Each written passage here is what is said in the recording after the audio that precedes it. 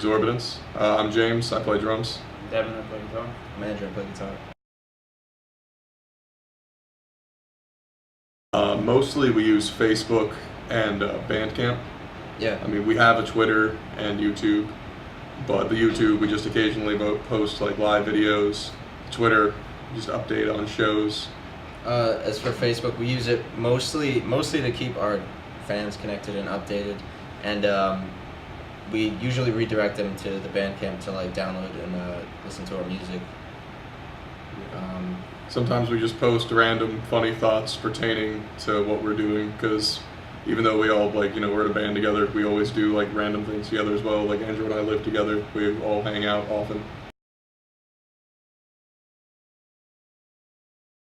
It's got to be current. It's got to be current. I think it has to be able to.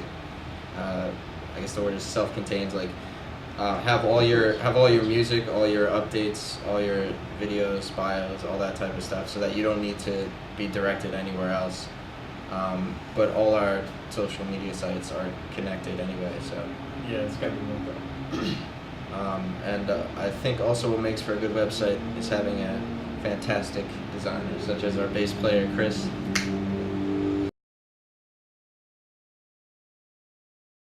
It's probably just Facebook. It's linked to our website, so any events that we have going on Facebook, you'll see on our website too. I know sometimes Yeah. we'll head out to venues before we play, and then we'll try to get people that are already at the shows to come. That either works really well or it works horribly. So One thing that worked particularly well is we burned demos and then printed flyers for our next show, and went out to I don't know where we had it. Probably Was it Court Tavern? Vintage Vinyl, maybe. oh no, yeah, vintage vinyl. Vintage Vinyl. Got a couple of people that way. I mean, it's a slow thing, but it works steadily, I guess. Yeah.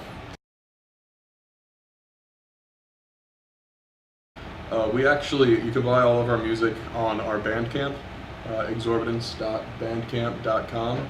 Cheap plug. Now the cool thing is that here, if we were really professional, we could have the website just pop up, except it would be like this. I would put it maybe like over here. Why would you? Right. on the Bandcamp site, that's where we have all our music. That's where we do all the sales. Recently, is the album free? The album's technically free, but we really like doing the name your own price. We released the album when in this nightmare a little while back, and we had a set price for it, and we sold a bunch of copies. It was cool, but then It was more than a bunch. It was actually pretty. It was at least 3 bunches. it did okay for what it was, and it went on the Pirate Bay. Someone downloaded it, put it on the Pirate Bay, and then it was getting downloaded all over the world, Which is a bittersweet thing. Yeah, that kind of touches into. They probably asked something about piracy. Yeah, they do. That's a bit later. So that was really bittersweet. So then we were like, well, since people are already going to get it for free, it'd be cool if we could at least track it a little easier. So we made it name your own price. We had way more downloads than we had when it first came out. We got we probably, I'd say, tripled the amount of downloads we had. Most of our downloads were actually from reddit.com. Yeah, but the interesting thing though is in regards to money, we made the same amount of money for the pay what you want versus the set down price of $10. The only difference is more people got it with pay what you want. Yeah, it costs less, but you sell more. So. Yeah.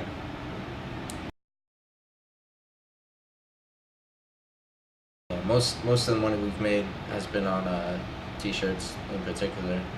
And The name your own price thing was. Yeah.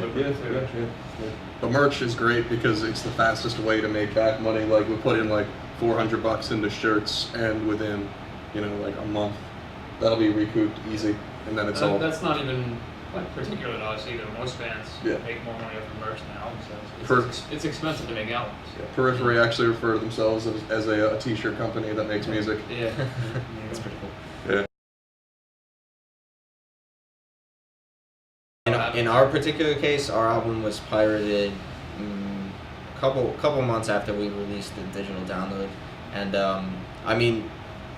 I remember, was it Christmas Day or Christmas Eve? It was the day after. It was either the day after Christmas or the day after Thanksgiving. Yeah, we typed in just for the heck of it. We typed in our band name Exorbitance and then our album In This Nightmare on Google, and the first like maybe 10 pages were all like torrent sites. So it was kind of weird to see our album, being stolen, but at the same time, it was all over the world, like within. It was really cool because, like, I mean, it sucks because we weren't making money, but then it was cool because, like, there'd be people commenting on it in, like, foreign languages. Mm-hmm. And so me and Andrew spent, like, hours just, like, going into Google Translate and being like, all right, the English is bad, but it's like, me like album good at the gates. Yeah. I'm like, back in, like, 83 or whatever, when Metallica started, they used the piracy thing to their advantage. So they made these bootleg tapes and just pass them around. So, and really, I mean, it might even be something that bands nowadays have to do. I mean, if you have the internet as like this great tool, you might as well use it to its full advantage. And if piracy is one way of doing that, if you use it to your advantage, it's not so bad.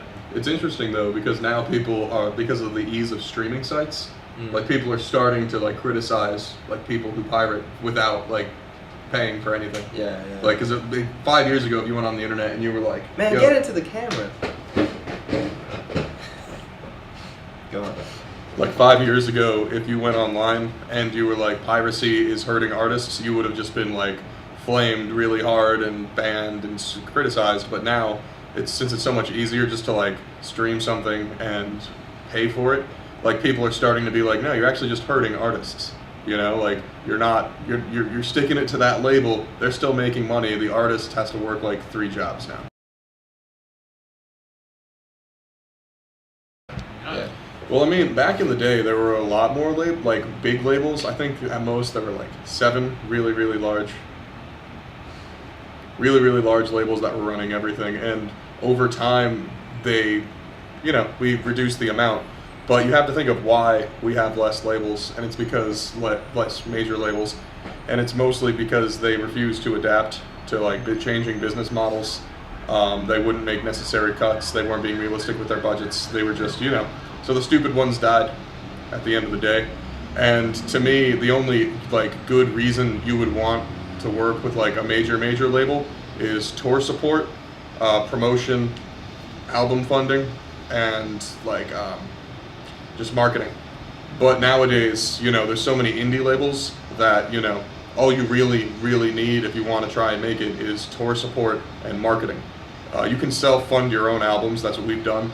And we've worked at some like fantastic studios. We just recently worked at Trax East, where we tracked drums for our upcoming album, World Distorted.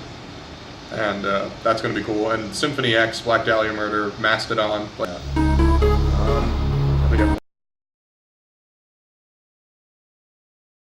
I mean, I would love to just record an album in a studio and not have to worry about how much it's going to cost, how much time we're taking on it. I figure we can just keep doing what we're doing now with, help from a label or whatever. I'm pretty happy with what we're already doing. So we can just do more of that and it becomes a little more of a streamlined process now. I'm satisfied. As long as we can keep playing music and playing shows and meeting new people that, have similar interests to us, that like what we do, we're going to keep doing it.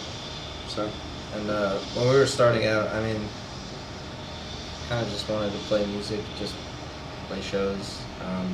Yeah, you never, with a lot of things, you never think you're going to get as good at something as you do. You know what I mean? You don't expect it. You just kind of, you just work and whatever happens, happens. But, we're a lot more developed as a band than I expected when I joined. I think that's the future as far as like performing artists go, because the people like the one-trick ponies who like they sing really well or they drum or play guitar really well and that's it. The days of being able to get by on that and make like a sustainable living are like gone. So to me, like it makes sense that we're gonna start seeing people that are like their own managers for one. They know promotions, they know how to write. Like we're gonna see more and more of that. That's mainly what we've been doing. Right before up until the first album, we did all of the recordings ourselves. We would release demos on MySpace, actually. We would do recordings like in my bedroom, Anything that we released was just burnt CDs in envelopes. And then we went to a studio up in Fairfield, New Jersey, White Heat Studios, where we did that album, but the mixing didn't end up so well. So then I took it home and did it, and it still wasn't that great, but that's what we released. What was I saying? For the second album, we did drums at Tracks East, but then we recorded everything else ourselves with like direct tracks and then reamping. Vocals are going to be done at my house.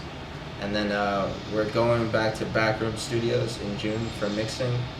For artwork this time, we're working with this guy, Kevin Ziegler.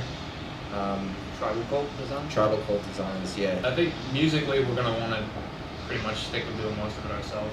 You know, obviously the writing and everything we do ourselves, but the technology, like recording, all the technical stuff, with the help we really need is with business, not really. I mean, we know we're doing music, so pretty split between everybody in the band. Everybody's got a certain job to do. Our bass player takes care of our website and everything, so that's working for now. But in the long term, you know, it would be better to split that out between more and more people. Oh wait, dude, this reminds me of this really funny story. Oh really? Yeah, dude. Is it about the